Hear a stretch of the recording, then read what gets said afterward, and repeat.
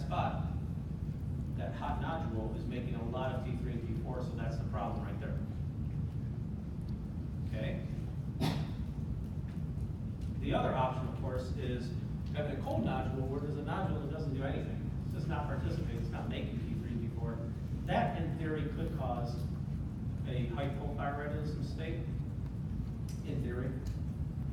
Right? Doesn't necessarily have to though. Questions? Huh? All right, again, here it explains it a little bit more. I think that's pretty much what I said.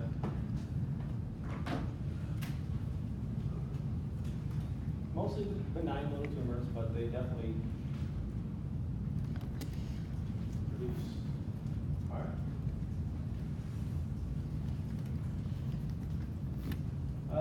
Again, a lot of stuff. I don't know that I've necessarily memorized this whole list of things.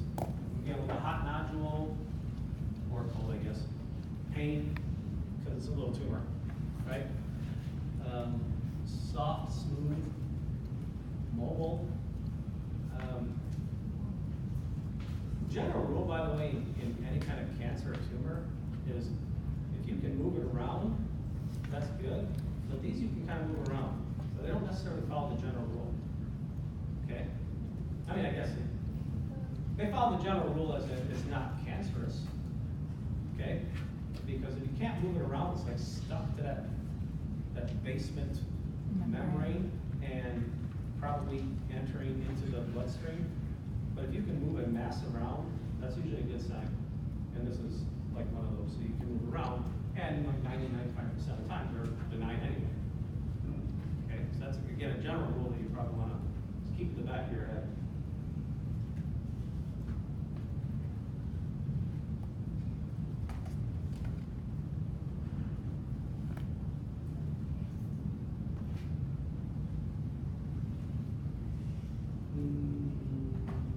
I guess sometimes it's called follicular adenoma. That's the only thing really adding on here. Multinodular. Sometimes there's more than one. Pretty self-explanatory. Alright. Let's again some pictures of it. Look at that cyclogram or graph. But you can see the relative activities of the iodine.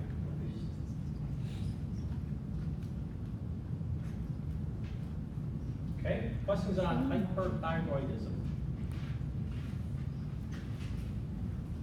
All right, move on to hypo. Okay, so if you know hypo is going to be really easy because it's literally everything backwards.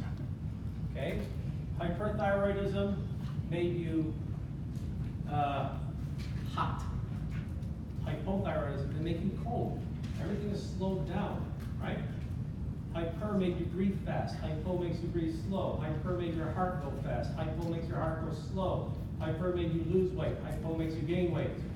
Hyper made you have diarrhea. Hypo makes you have constipation. Pretty much exact opposite. It's like hair loss. Wasn't there hair loss in the hyper also? Yeah. Mm-hmm. I don't know what that's about. Too much, too little, you lose hair.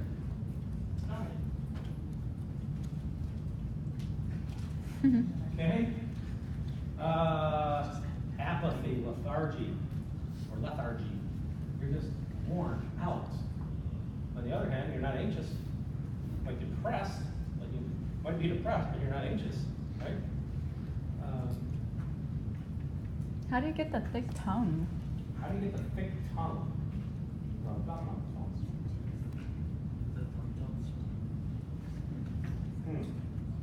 That's a good question. I don't know why you get a thick tongue, because that's not typical okay, you know what that's typical with? More developmental, and we'll get to that in a second. Let me get back to that thick tongue, because if I didn't already mention it, unique thyroid hormone really, really badly as a baby and child, okay? Even though thyroid does the same thing in everybody, not having enough thyroid hormone as an infant baby child the cognitively impaired. Okay? But I'll get back to that in a second when we talk about that. And part of that thick tongue goes with that whole scenario about growing kind of thing. What else is there? There's something else on here. Yes? Why would hypothyroidism cause anorexia? That was the other thing that I was going to mention. Why would hypothyroidism cause anorexia? Okay. Need to explain something about anorexia. Anorexia means Yeah. not wanting to eat.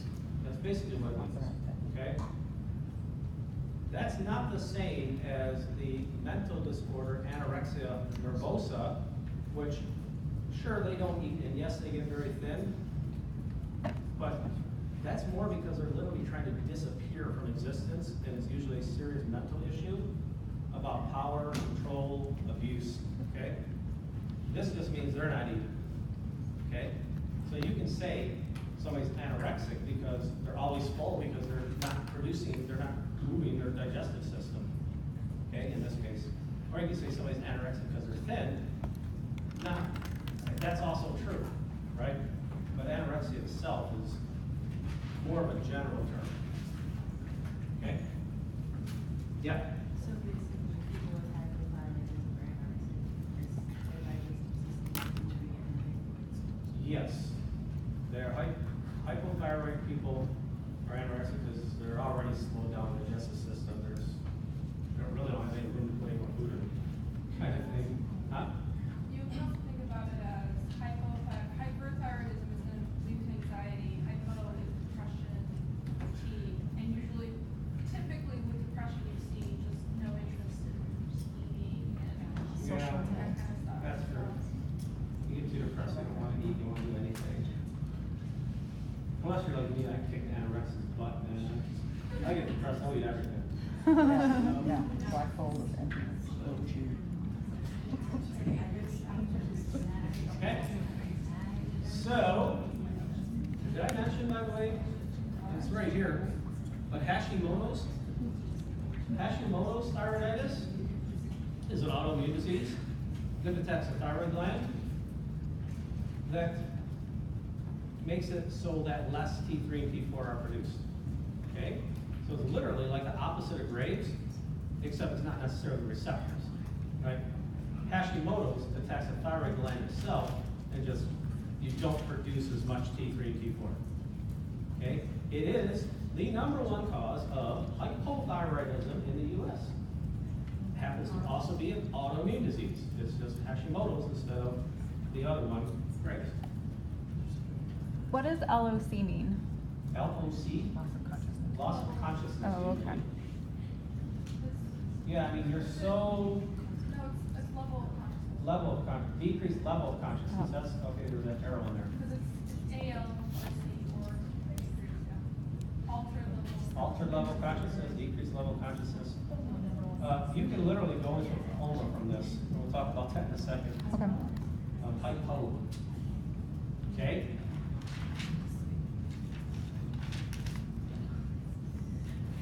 However, again, you can have hypo from Hashimoto's, the most common autoimmune.